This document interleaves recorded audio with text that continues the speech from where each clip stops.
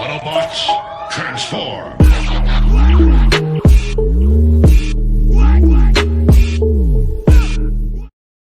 I remember the time on Cybertron. Jazz, organize a battle unit. We're going after them. Ironhide! What is up, Transformers fan and G1 Transformer lovers? I am George, the 80s Transformer fan. Welcome to the review. And in my review today, I will be reviewing Hasbro's 1984 release of the Transformer known as Ironhide. And I have been counting down these figures in numerical order from the 1984 catalog. And like I said, we are now up to number 9, Ironhide. So I'm going to get him crossed off the list.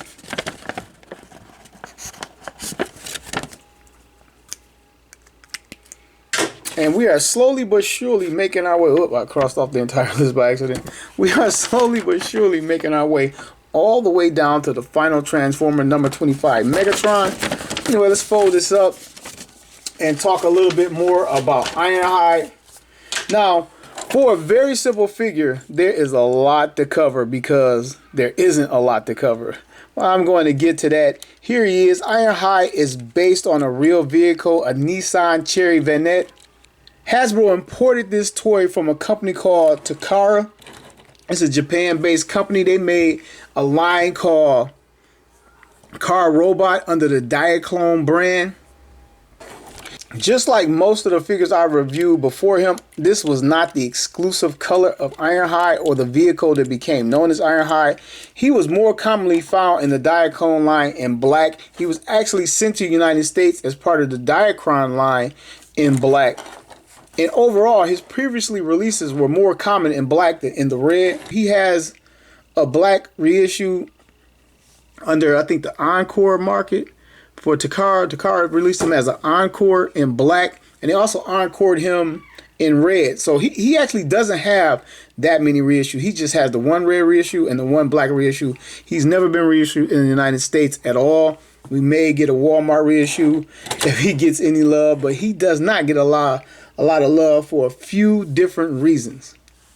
But in the Diaclone line, which I'll get more into that once I do the transformation, these guys are operated by pilots that suited up and got on board and drove these guys around.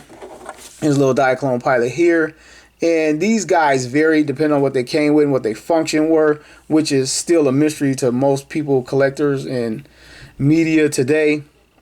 These figures were made of plastic and die cast. This particular one has die cast head and chest and back and crotch area with magnets on his feet because these guys would stick to certain Diaclone figures. And I think it's gone, or it's not the same as some of these figures. And it's another reason why a lot of these Transformers actually have the die cast, because their little pilots would stick to them. But anyway, fast forwarding to the past of 1984, Hasbro got the licensing and we got what became Ironhide. And a lot of people say this figure should have been left out.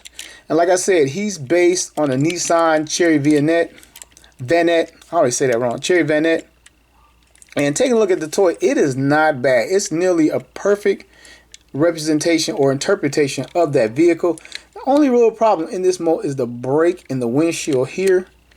And it's like they could have curved the die cast a little bit better to meet it. It's not that bad, but they could have done a little bit better. And taking a look at the vehicle, you can see some transparent windows and you can see the robot parts inside. And this window is just straight up open, which is cool. The front windshield, transparent. Same thing on the other side, and it has some striping down the side. And most of these stickers were applied once you bought it, and that's why these are a little bit off. Whatever kid owned this had these stickers off center. He has a chrome bumper, some chrome headlights, rubber tires, and chrome wheels. Pretty cool. Chrome bumper in the back. You can see die cast right here. It stands out from the plastic, and this entire front portion here around the windshield is die cast coming down here, and all that is die cast.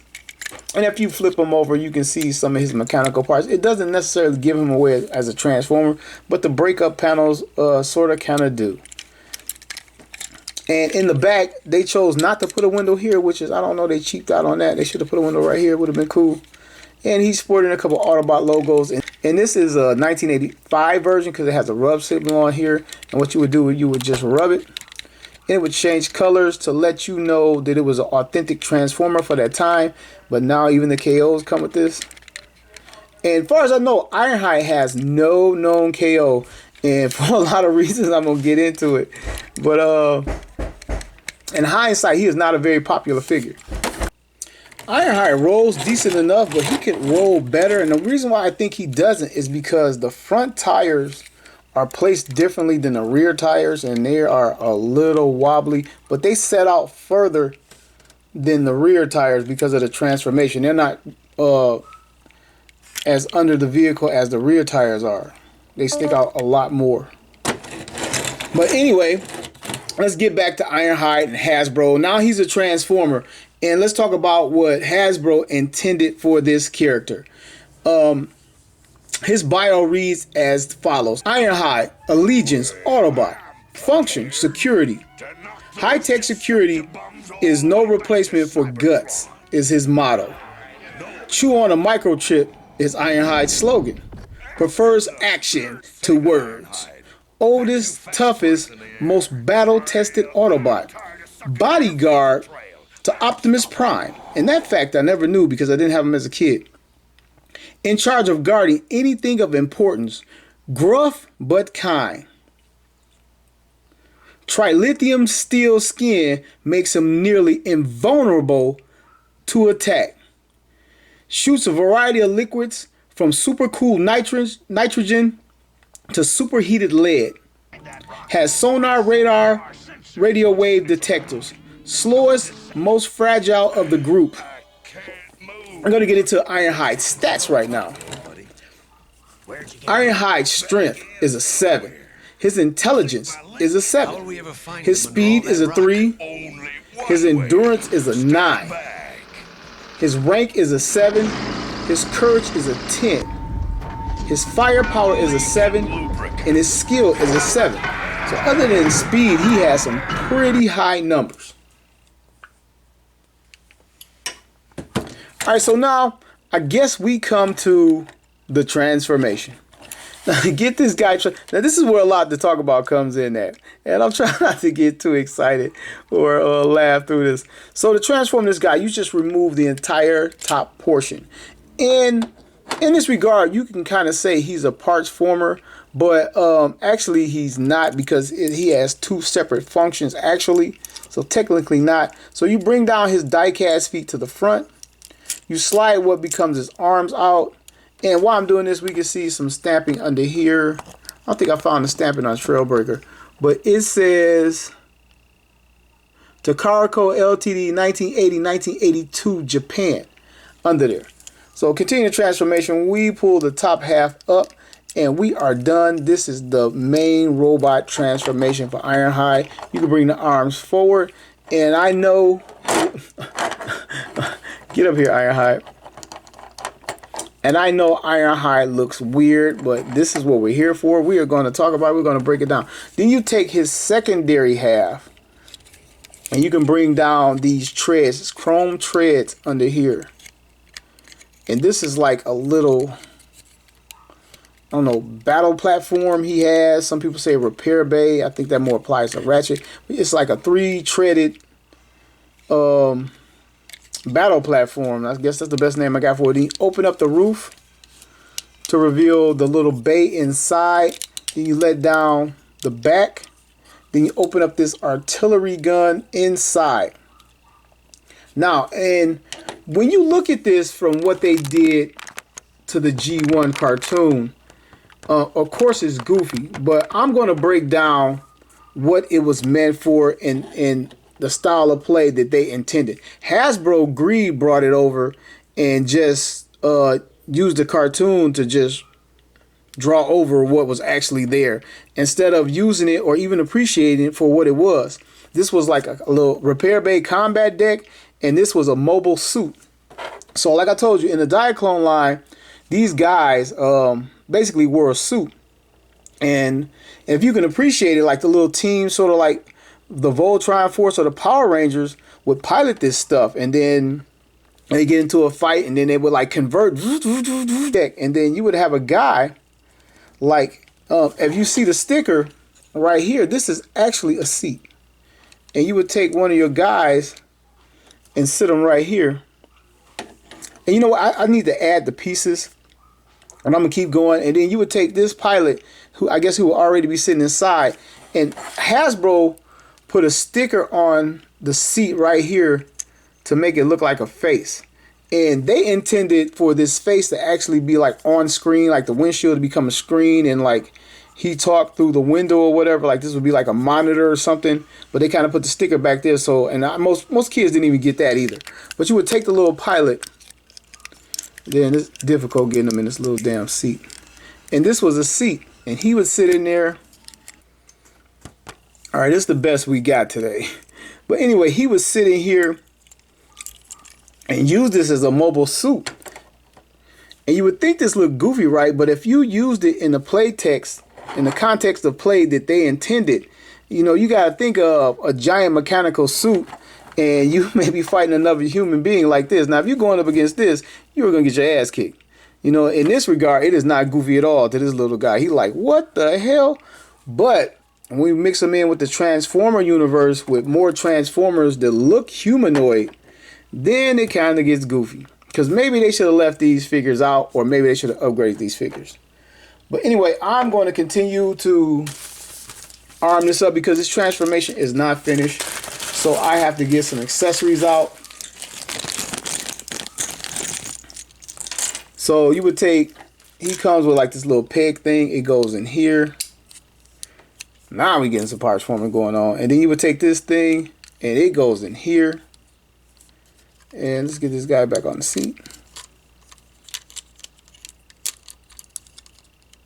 I actually think 3 guys pilot him. I think 3. I think a guy goes up top. And then he had a missile that goes right here. And so now when you look at it as in this regard and say they're fighting someone humanoid or even another guy wearing a mech suit, this guy is very highly outmatched. This is a lot of firepower coming at this guy. So if you look at it from what Takara intended it, it's actually a pretty cool toy. You actually get 2 in 1. And like I said, I do believe that I don't have another pilot with me, so I'm gonna use this third-party Spike, and you put a figure up here as well. So now you got a lot going on. You got a guy manning the cannon up top, you got a guy manning the gun down there, and you got a guy coming at you in this mech suit. So now in this regard, he no longer looks like a dumbass Transformer. He looks like a formidable fighting force. Now he has these 2 little things going on, and say you are an opposing car robot, you know, whatever the line consisted of, and you were going against all this. Now you got a problem because this is a lot more firepower than just one individual guy. So this little corny ass thing kind of turns into a little private army real quick.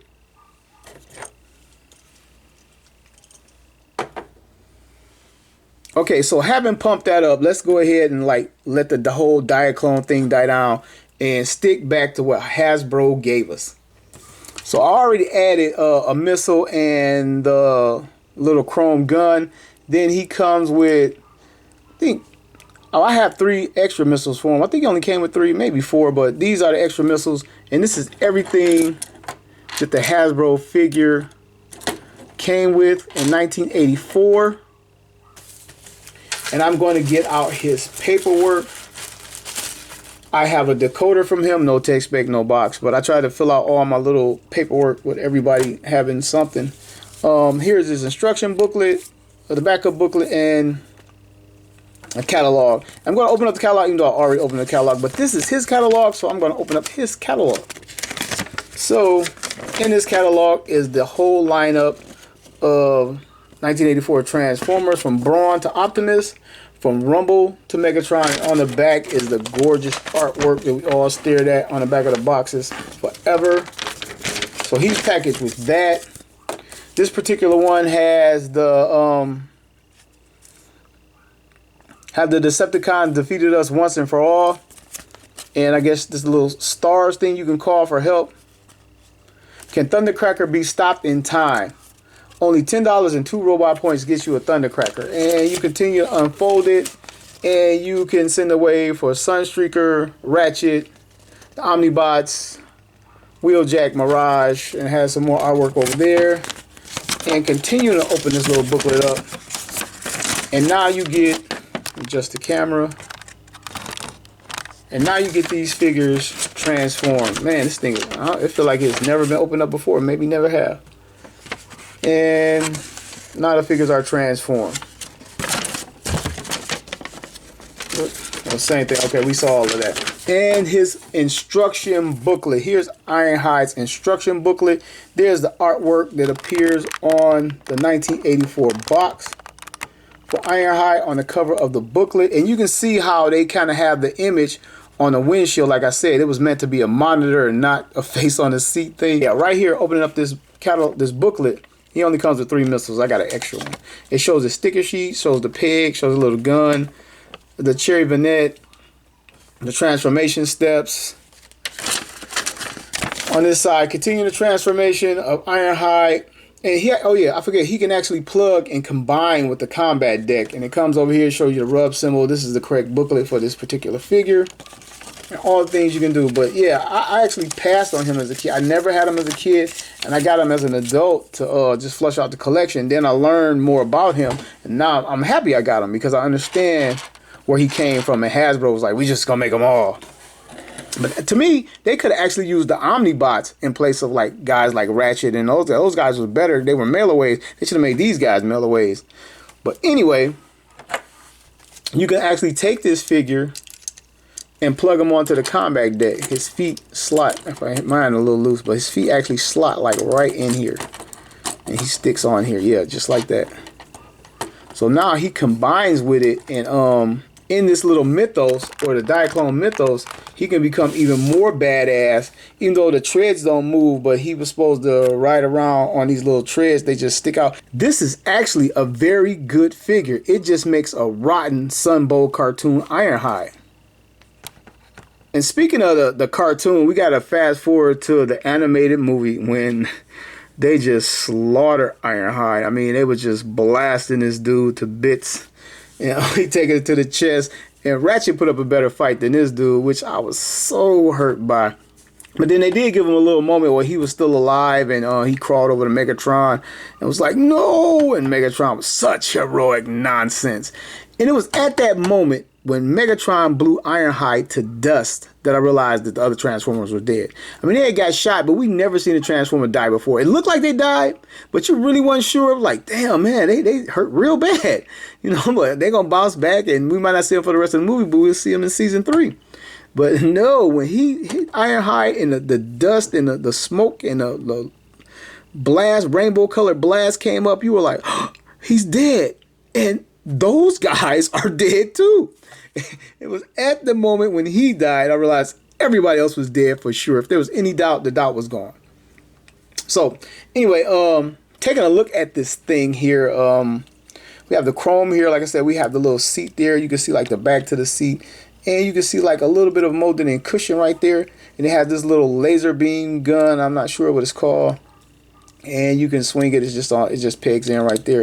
You can swing it. You can turn it. Oh yeah, I got it pegged in better now. And he has this little missile launcher thing right here. Let's see if it. And no, I can feel the spring. I don't know why it's not launching. It feel like it should launch a little bit, but nope. I can still feel the spring in there. And again, I showed you the treads underneath. And let's separate Ironhide for a minute and take a look at Ironhide. In this mode, he has a chrome waist. This is showing you that this is his waist. These are his legs, and a little sticker to tell you these are his knees, and of course these are his feet. So let's run down his articulation. I'm going to articulate his head. Okay, I'm going to move to his shoulders.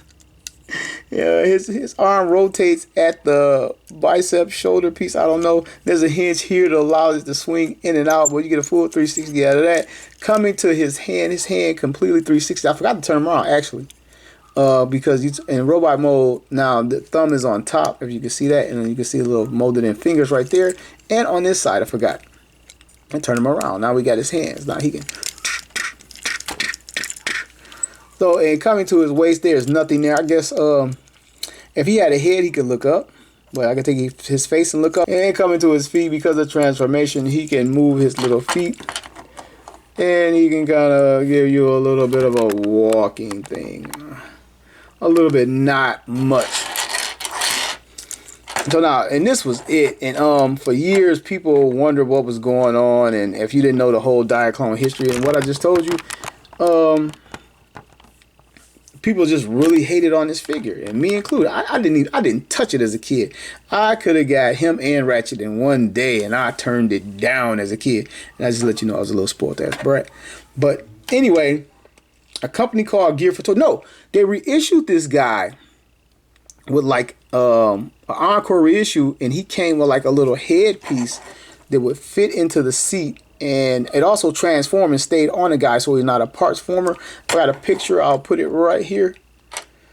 And they were reissuing this guy, trying to make up for it, which was kind of cool. And I was just about to get that reissue, just to get that little piece, which was cool because it had the cartoon look to it. And it made you wonder why the hell they didn't do that 30 years ago.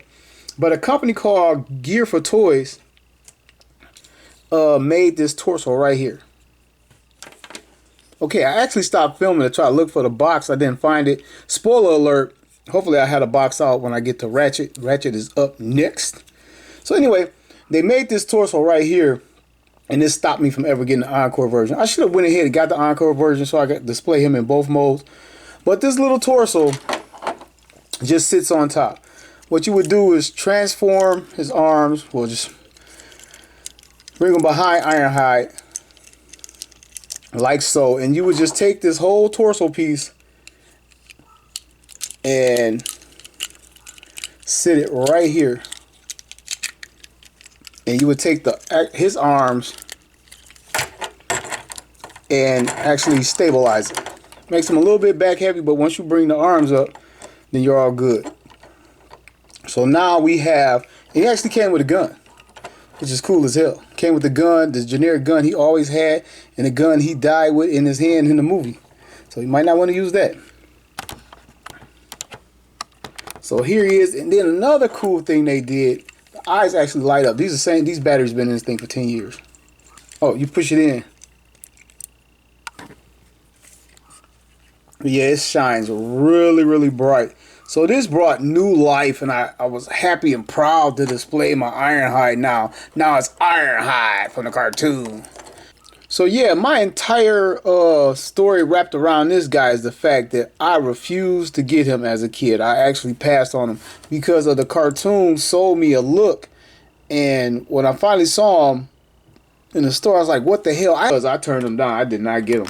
And I'm sure some kid... This may have been his only Transformer. They probably played with this thing to death.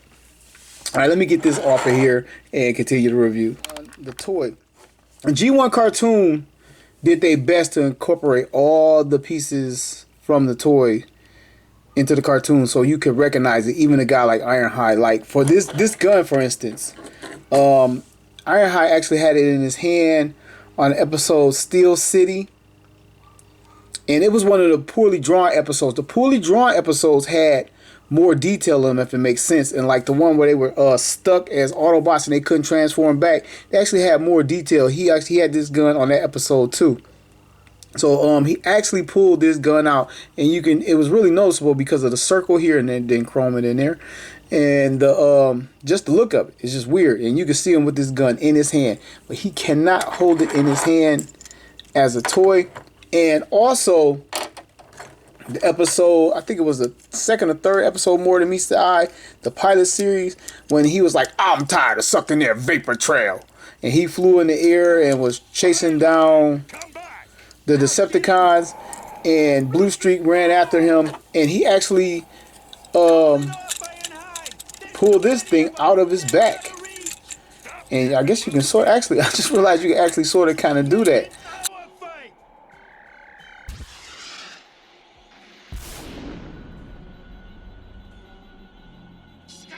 And they actually showed it on an episode, and he fired the missile and blew off Skywarp's wing, and Skywarp teleported and retaliated and blew Ironhide out of the sky. So you actually got a chance to see this. You didn't see this bottom part, but you saw the other couple accessories, in the cartoon. All right, Transformer fans, I kind of let this review run away from me. It's going on too long, so I'm going to size Ironhide up and give them the rundown. I'm going to start with previously reviewed Trailbreaker, Autobot Engineer Wheeljack,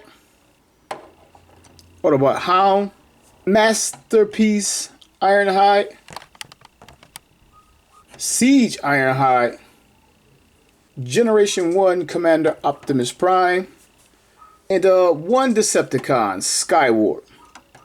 Permission to teleport. On to buying tips for Ironhide.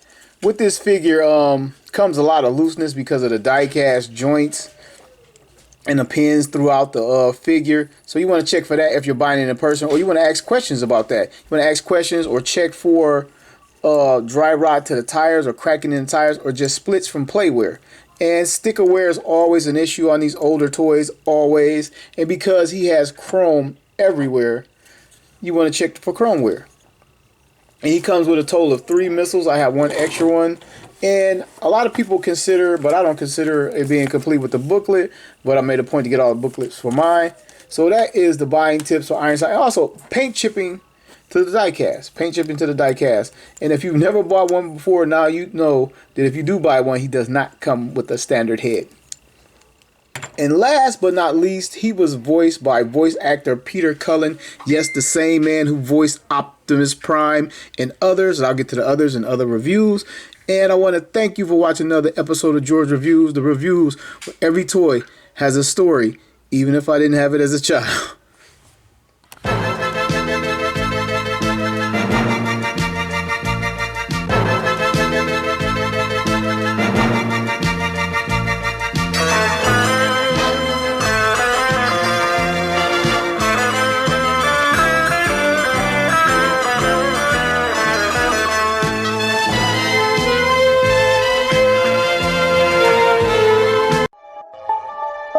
Autobots, transform!